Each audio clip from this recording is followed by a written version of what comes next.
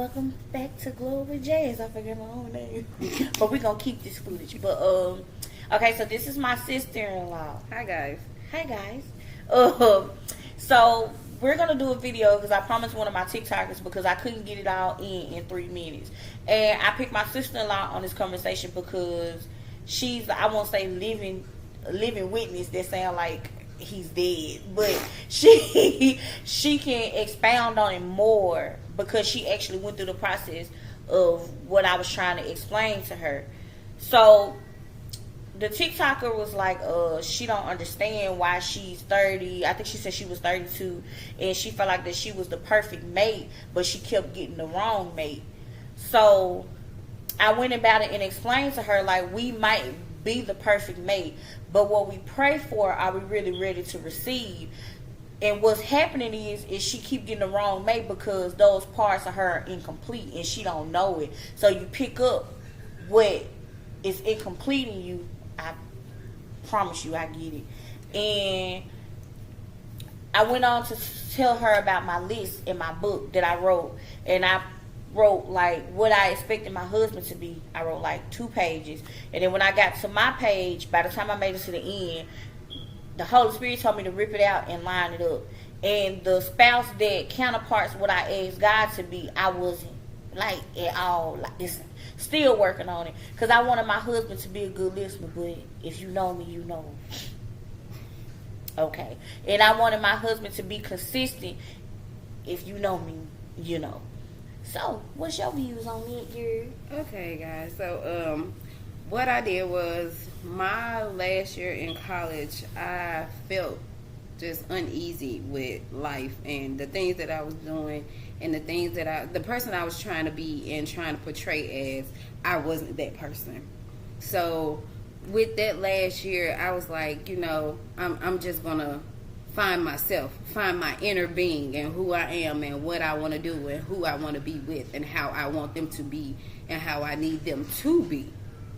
So that last year I was abstinent. So once you said what now? I was abstinent. Okay. You gotta sustain to get. You gotta take away something to get what you want. Okay. Girl, listen. I'm gonna scratch my ear because somebody talking about me, probably your brother. It was a hard process. Like, I had to stop lusting, stop saying, oh yeah, he fine, I want to hit that. Like, you can't do that. Like, if it's somebody that you want, you have to pray for that person. You have to pray that that person comes in your life and that they're everything that you need. You need to ask them ask God to align that person up to be with you how you need them to be. Like, y'all have to, the connection got to be on fire. Like, y'all got to be scratching bones. Like, and I didn't think about it that way because even if I didn't line up with him on paper, I needed to line up with him in real life. Yes. Oh. Yeah, you got to line up in real life. Like, that paper don't mean nothing. Me and your brother are complete opposites, but we're the perfect match. Like, I talk a lot. Your brother don't talk much. I'm a hothead. Your brother, he so sweet, kind, easygoing. Like, he completes me. You know what I'm saying? Yeah. Like, you got the best of both worlds in one person. I can't even talk, Lord. God forgive me because you got the best of both worlds in one person. I never thought about it that way. Yeah. Because I always, like, I'm a hopeless romantic. Like, I love fairy tale stories. The love part of a fairy tale. And I think that's more so what I'm looking for, like, my fairy tale ending. Like, I don't want to, ooh, girl, I'm finna tell on myself. I wanted it to look beautiful in a picture. In the picture of what I picture him to be in my mind. And I never thought about, like, he could be the complete opposite of what I am as a whole. Yeah. Like, you gotta look at, like, he's not gonna be the picture perfect person. Yeah. So y'all know the PPP. Ain't no PPPs out here. Ain't no picture perfect people. You gonna find that person to be with you, and they're gonna be who they need to be with you. Like, to bring y'all's life together as a whole. Like, it's like y'all 2 different people, but y'all have to be one person with a purpose. Like, yeah. You gotta want it. Oh, they never thought, but I'm the total opposite of your process. Like, I get a man and try to make him be the perfect man that I want him to be. And then, like, this last relationship that I just got out of, I'm realizing now that they were actually pieces of me, like I keep saying, that were incomplete. And I picked it up thinking that those pieces are complete of me. And then it's like, no, Jazz, you rehashed it, so it's not complete or it's not whole. So you're gonna keep picking up the people that you have to heal, the people that you have to save, until you figure out what the root of that, what I won't say void and need is, because I want to feel the need of being wanted.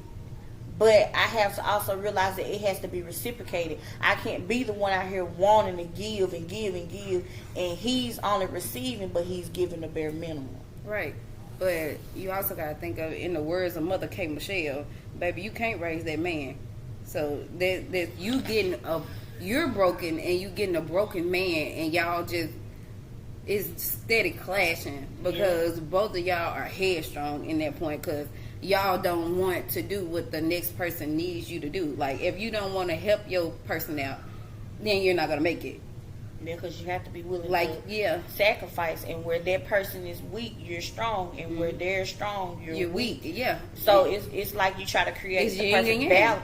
But I think that but you have to be honest where you're weak, so God can send that person to complete. Right. Wow. So if I'm inconsistent, my husband will have to be more consistent than me, so that I can at least try to push towards being more consistent. Right. If I don't listen because I'm argumentative and I'm defensive, my husband will be the polar opposite of me being argumentative and defensive, because he will be calm and less argumentative. Oh, right. I get it. And where that person can't compromise, you need to be there to be able to do that.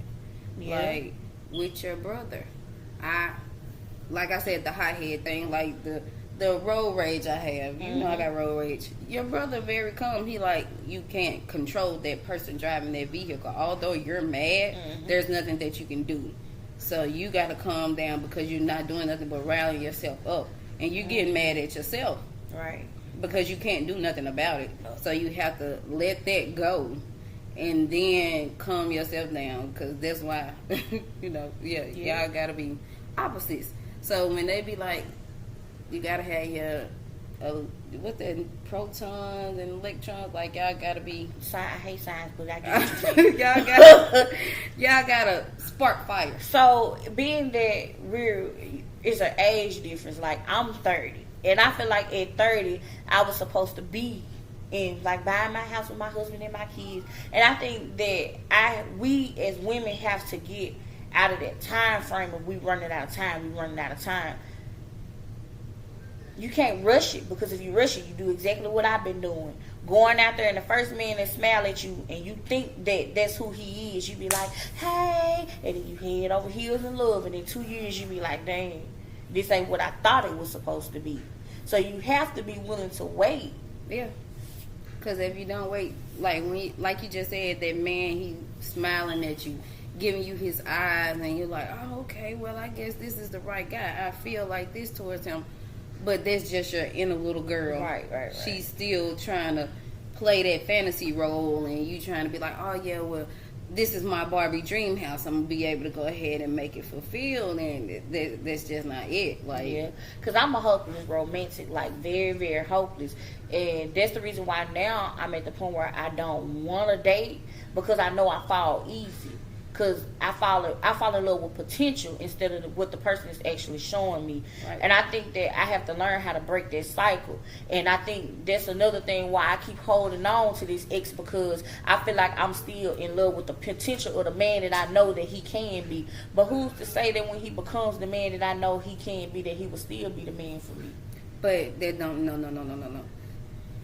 You, majority of the time, women, when you have a man that's broken, and you have to help him grow, you're prepping him for the next female. And I'm pretty sure a lot of us done did that. And we be like, I helped him get on his feet, and he still live. Because but he's not for you. He was not for you. He's not meant for you. So you have to be able to accept that too. Like, and pray for your man. Like, all these men that you build, it's okay. 3 times in your life you're in love fully. You may not remember, but you need to count how many times you've actually been in love. That 3rd time is the charm. I'm not lying to y'all.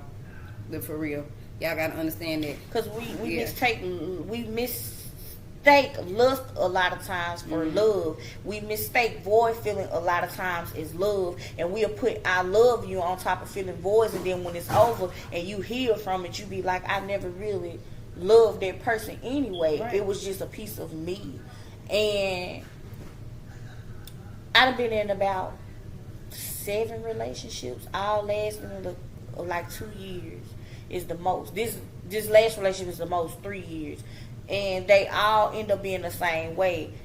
When I first got with them, there was a void I needed from them. Like, I didn't want to be alone, and he makes me feel so special. And then when I start seeing the red flags and stop ignoring them, then I'm like, oh hell no, abort mission. Right. But you knew this person before. Yeah, I got together. Exactly. Yeah. I just didn't want to admit that I knew. And then when people like you and my mama tell me, like, we knew this and we told you, and I get mad and isolate because I knew it too. Yeah. Yeah. So now that's your process of beating yourself up. Yeah. Yeah, but, no. So, this is just part 1. We will do a part 2. But I think being abstinent is what we're going to do part 2 about, because abstaining from sex or... Ooh, girl. Just getting to know who you are. I can't even get it out. Just getting to know who you are. Like, abstinence is hard, yes, but you have to learn who you are. Create your inner being to come out, to push yourself outward. So that way you can be who you need to be, and you can find who's actually for you. You can't just, don't beat yourself up on the abstinent part. It's hard, but you'll get through it. Don't beat yourself up.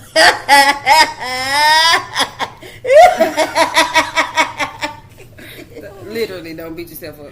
But I think that this is part 1. There will be a part 2, because we're going to have to go back and write notes. And you guys, please leave comments and let us know your opinion, and we'll discuss them in part 2.